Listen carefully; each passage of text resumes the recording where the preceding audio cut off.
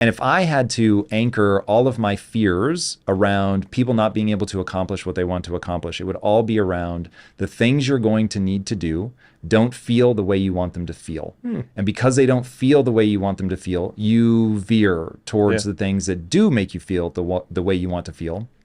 Now, part of that you can accomplish by reframing, but part of it, I think, is inescapable. You're going to do what feels good and you're going to avoid what's painful for the most part. Okay, I love this. So one of the big misnomers, in my opinion, around discipline is that people who like, some people might look at me and say that, oh, Alex is really disciplined, but I actually really do what I want to do every day. And it just so happens to be work that is productive and makes money. But that statement that you made earlier that people, what you said? You said people do what makes them feel the way they want to feel. Right. And then you said, well, oh, it's because it's not making them feel the way they want to feel. And my only addition to that would have just been yet. Just yet. And so it's usually because their extinction curve is too low, right, on the behavior. And so if I go, let's say I'm the best door knocker in the world, best door knocking sales guys, and I knock on 5 doors, I might not get an answer from any of those 5 doors. And I walk away and I say, I guess door knocking isn't for me. And I might be the LeBron James of door knocking, right? But if the sample size is too small because my extinction curve just cuts off really fast, I'll never know. And so that's why it's like, if you can give the thing the opportunity to reinforce its own behavior, then it goes from external to internal. Where like video editors, for example, like there's people who love, I mean, we're going to film school, right?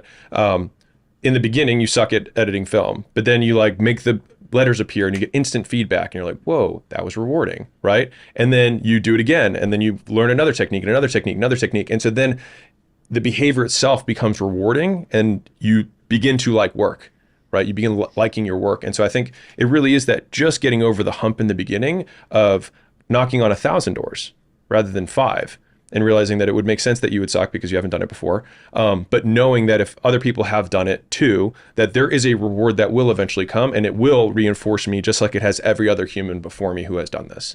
And I think just like one of my core, assumptions, as I like to say, is that if somebody else can do these behaviors, I can do these behaviors and get the same outcome. Barring external environments or timing and things like that. But, assuming that those are the same, like door knocking to sell solar today is the same as it was last year. And if I see somebody who's number 1 in solar and I do the same behaviors as them, I will likely get an outcome that is decent. And so that's what gives me confidence going into a new environment is modeling somebody and just being like, ignore all of these other things. What are the behaviors?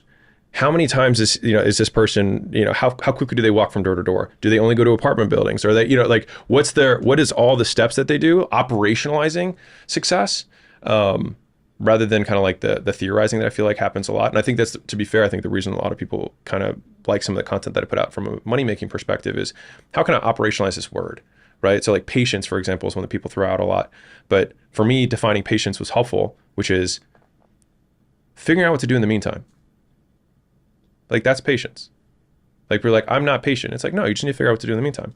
That's all. Like you and I are being patient on all the investments that we made last year while we're having this podcast. Like they are happening. We're figuring out what to do in the meantime. So we're being patient. And so it's like patience feels bad when you're focusing on it. But if you're not focusing on it, then patience happens by default.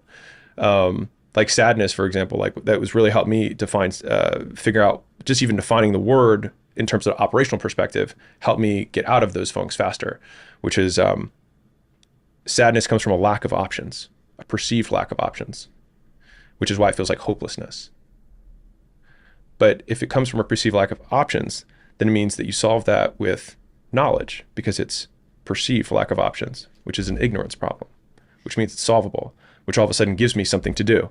So then all of a sudden I do have an option and then you can get out of the funk. And like anxiety is the reverse of that, which is I have many options and I don't know which one to pick, which means I don't have priorities. So like you solve sadness through knowledge, you solve anxiety through decisions. And so like helping me just spell those out to myself, I'm like, I feel anxious. Okay, that means that I have lots of paths and I need to make a decision. So which one am I going to decide so I can get out of this bad feeling? If I have sadness, great, what do I not know? Okay, now I have to go figure that out. Great, I have something to do. And so that like I think these are like mental models around using emotions to fuel the behaviors that you want.